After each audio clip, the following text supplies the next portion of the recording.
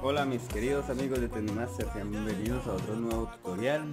El día de hoy, como pueden notar aquí, tenemos esta lavadora LG con lavadora para ropa interior abajo, la ropa medias superior y la lavadora con secador. Esta viene con secado, eléctrica, y como pueden ver acá la estoy desbaratando porque tenemos este pequeño problema.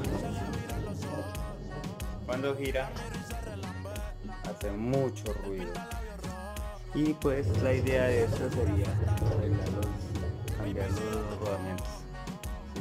Para eso hay que desbaratarla toda totalmente para poder llegar a esos rodamientos. Entonces aquí, como lo pueden ver, en un momento sigo con ustedes.